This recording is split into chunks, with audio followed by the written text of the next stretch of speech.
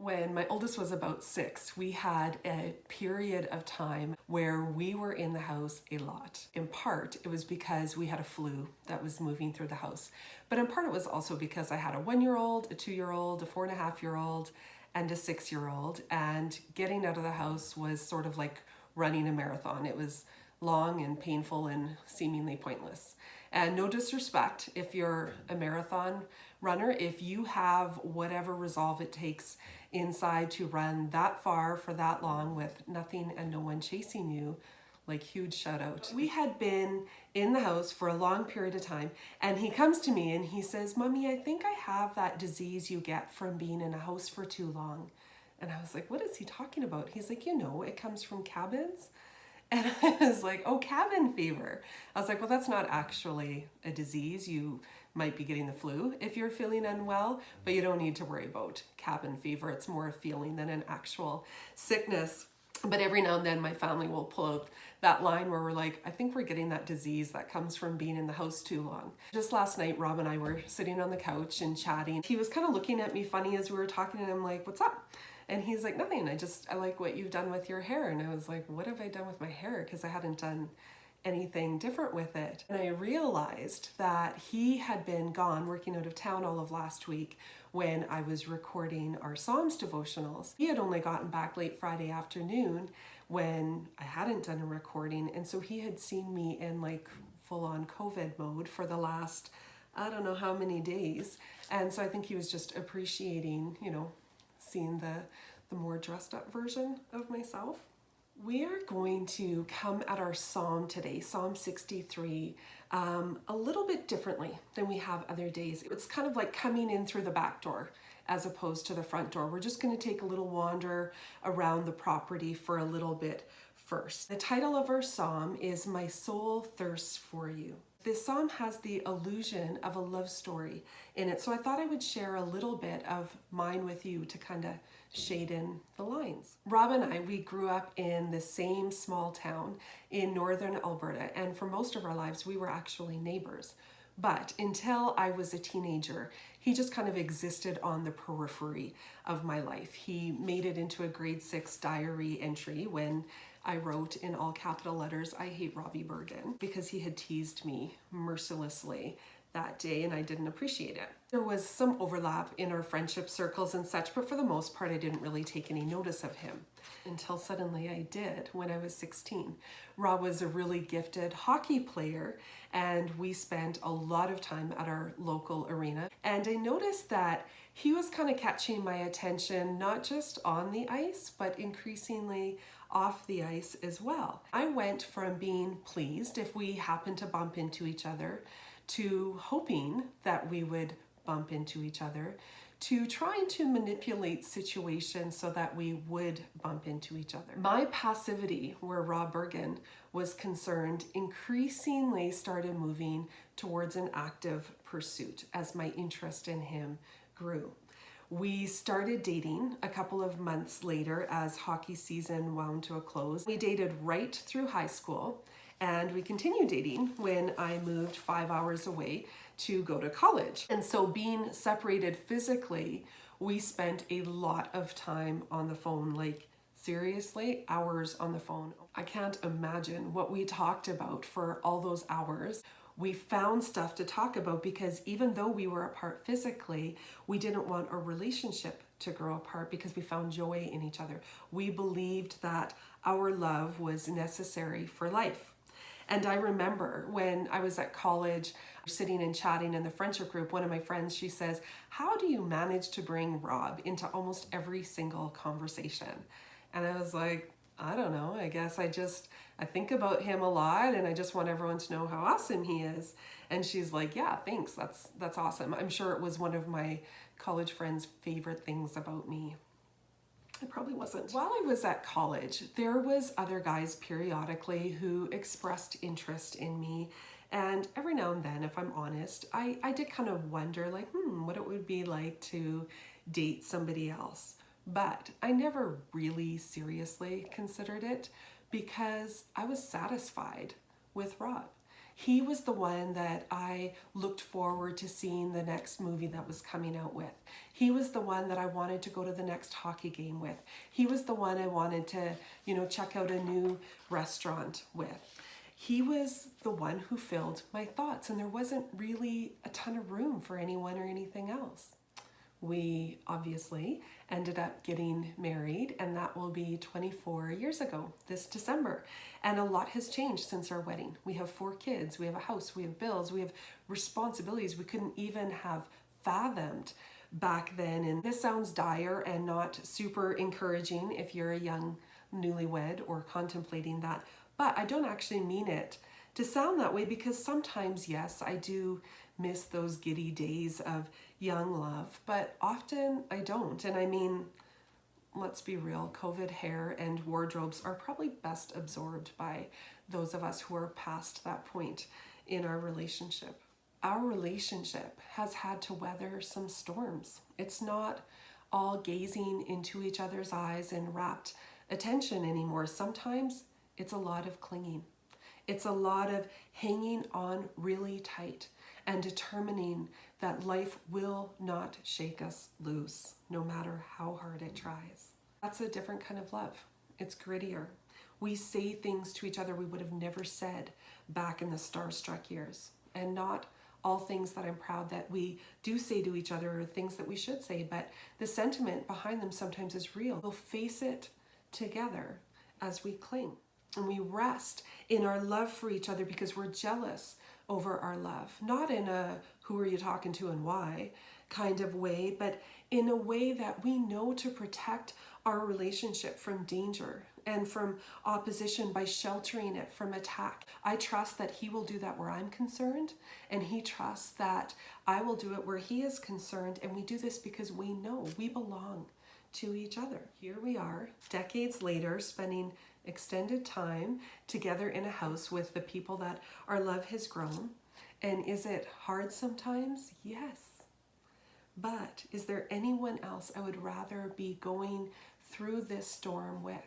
No, it's not easy, but these years of clinging and of turning to each other in hard times, it's worn a path that is easier for us to walk down than it is to avoid. We see a love story like this, but more beautiful and in greater perfection in the psalm that David wrote for us today. David, he begins by saying, "Oh God, you are my God. Earnestly I seek you. My soul thirsts for you. My flesh, it faints for you as in a dry and weary land where there is no water." Verse 1, it reveals the desire. David isn't passively encountering God. He's not like, oh, yay, we happen to have time to be together today. No, this is his God. He is earnestly seeking him out. He is wanting more than a chance encounter. And David, because he wants more of God, he seeks God out. He pursues him. He longs for God like someone longs for the things they know they need to have just to survive. David has felt the desire. And so he writes, "So I have looked upon you in the sanctuary, beholding your power and glory. Because your steadfast love is better than life, my lips will praise you. So I will bless you as long as I live. In your name, I will lift up my hands." David's desire has moved him towards his realization. God's love is better than life. Having had this realization, David, he can't help but praise God, bless God, lift up his hands in God's name. He's going to talk about God to anyone who'll listen. He doesn't stop bringing up who God is and what he has done. He can't help but do otherwise. God fills his mind and his thoughts in his heart. And so, having felt the desire, having had the realization, David experiences his response. God satisfies him. And so David declares, "My soul will be satisfied as with fat and rich food, and my mouth will praise you with joyful lips when I remember you upon my bed and meditate on you in the watches of the night. For you have been my help, and in the shadow of your wings I will sing for joy." God is the one that David's thoughts turn to at night when he can't sleep, when he doesn't know what to do, when he needs somewhere to run for help. The first place David wants to run is closer to God. And so verses 1 through 7, they sound like the start of a love story. But then we get to the problem. There's opposition. There is a reason that David is running for help, and it's because trouble is pursuing him. There are people who want to destroy his life. And if you read that and you think, yeah, no, I don't know, I can't relate to that. I can't put a face or a name to anyone who's, after that in my life. If you are a child of God, Satan wants to see you destroyed. He wants to see you lose heart, grow discouraged, give up, walk away, let go. And I'm not saying this as a scare tactic, but the Bible does tell us that Satan is the accuser and he wants to bring believers down. This is why we cling. And sometimes the clinging is achingly sweet, but sometimes it is just sheer, gritty, painful, unattractive clinging. We hold fast to God. We hold fast to his promises. We're honest with God because he can take it. But if we're wise, we still approach him in our honesty as who he is, the creator and sustainer of heaven and earth, God Most High. We cling to God in the hard times like a married couple clings to each other.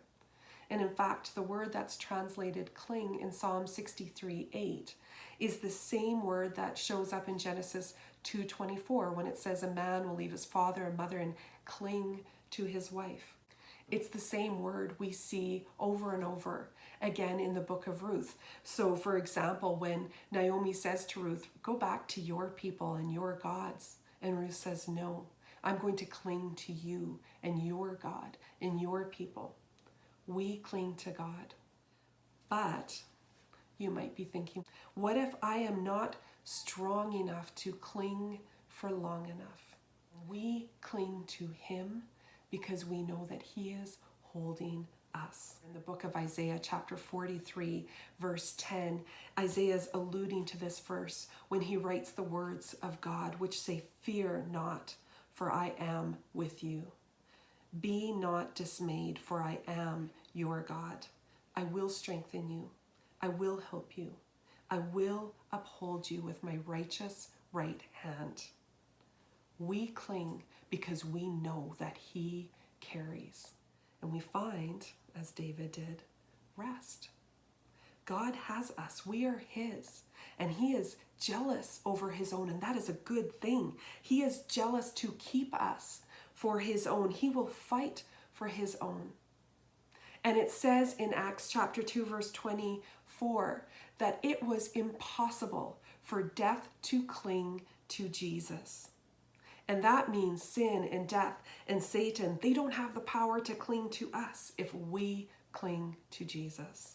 The writer of Hebrews, he writes in Hebrews chapter 6, verses 17 through 20, when God desired to show more convincingly to the heirs of the promise the unchangeable character of his purpose, he guaranteed it with an oath, so that by two unchangeable things in which it is impossible for God to lie, we who have fled for refuge might have a strong encouragement to hold fast, to cling to the hope that is set before us. And we have this as a sure and a steadfast anchor for our souls, a hope that enters into the inner place behind the curtain, where Jesus has gone as a forerunner on our behalf.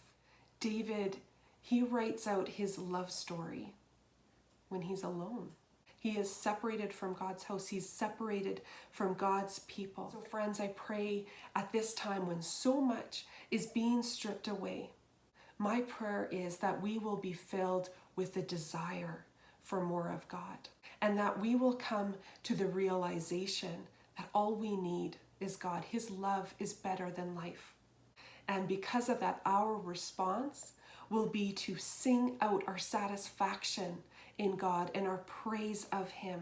And that come what may, we will cling to God, knowing that today And for eternity, we will have true and complete rest in Him.